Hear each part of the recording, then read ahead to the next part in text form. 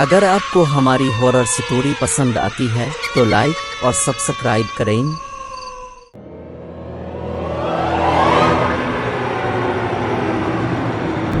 یہ ایک صبح اس وقت کا ہے جب نہ بجلی تھی، نہ سڑکیں، نہ بندوقیں، صرف تلواریں، مشعلیں اور گاؤں کی حدود کے پار جنگلوں میں گہری تاریکی۔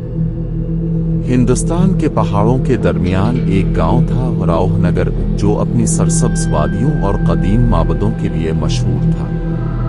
مگر گاؤں کے مغرب میں پہاڑیوں کے اس پار ایک ایسی جگہ تھی جہاں سورج کی روشنی بھی دن میں نہ جاتی، اسے لوگ کہتے تھے کالی وادی۔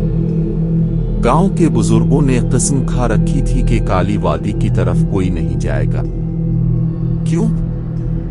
کیونکہ وہ جگہ آخری ڈائن کی پناہ گاہ تھی، ایک ایسی عورت جو انسانوں کے درمیان پیدا ہوئی مگر روحوں کے ساتھ بڑی ہوئی۔ اس کا نام کوئی نہیں لیتا تھا، بس اسے بے نام کہتے تھے۔ ایک رات جب پورا گاؤں تہوار منا رہا تھا، آسمان پر چاند خون کی طرح سرخ ہو گیا۔ بزرگوں نے فوراً اعلان کیا، خون چاند نکلا ہے، یہ شگون اچھا نہیں۔ تب ہی پہاڑیوں کے اس پار سے ایک لرزتی ہوئی آواز گونجی، میرا قرض باقی ہے، میں لوٹ آئی ہوں۔ لوگ بھاگے، بچوں کو گھروں میں چھپایا گیا۔ ایک بزرگ بابا حشمت، جنہوں نے ڈائن کے زمانے کو خود دیکھا تھا، لرزتے ہوئے بولے، یہ وہی ہے بے نام، اس کی مہر ٹوٹی ہے، اب قیامت نازل ہوگی۔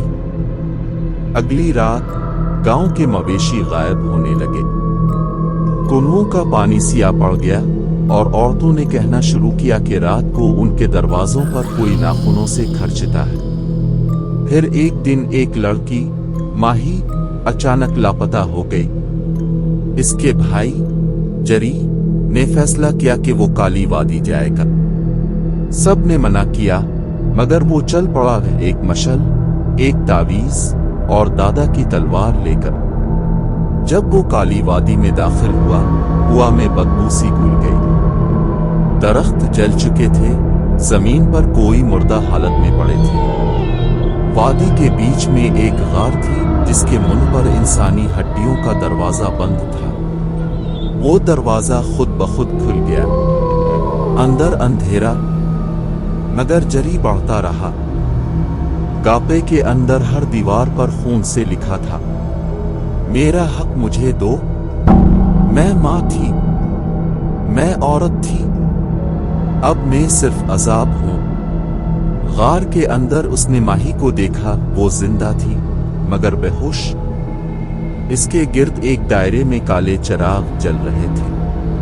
اچانک ہوا منجمد ہو گئی اور غار کے آخری کونے سے وہ آئی، بے نام، ایک عورت جس کے بال زمین تک، آنکھیں سفید اور چہرہ آدھا انسان آدھا جلا ہوا جیسے آگ میں کسی نے پگھلا دیا ہو۔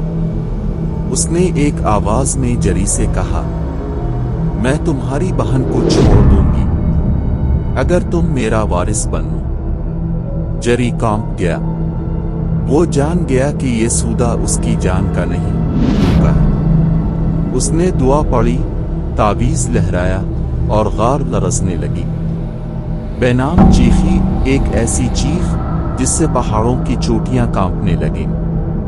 مگر تب اس کی آنکھوں سے ایک آنسو ٹپکا اور وہ بولی، تم وہ پہلے ہو جس نے مجھ سے ڈرنے کے بجائے بات کی۔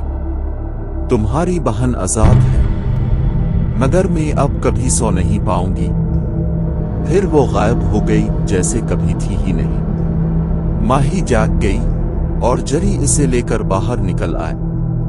ماہی بچ گئی، گاؤں نے خوشی منائی، مگر بابا حشمت نے خاموشی سے صرف اتنا کہا، جب عورتوں پر ظلم ہو تو وہ تو قبروں میں دفن ہوتی ہے یا بے نام بن جاتی ہے۔ آج بھی کالی وادی میں اگر کوئی عورت رات کو روتی ہے تو ہوا میں ایک سایہ ہلتا ہے۔ کہتے ہیں بے نام ابھی بھی وہاں ہے، کسی اور کی پکار سننے کے لیے۔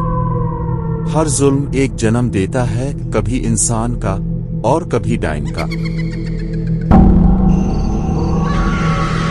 اگر آپ کو ہماری ہارر سٹوری پسند آتی ہے تو لائک اور سبسکرائب کریں۔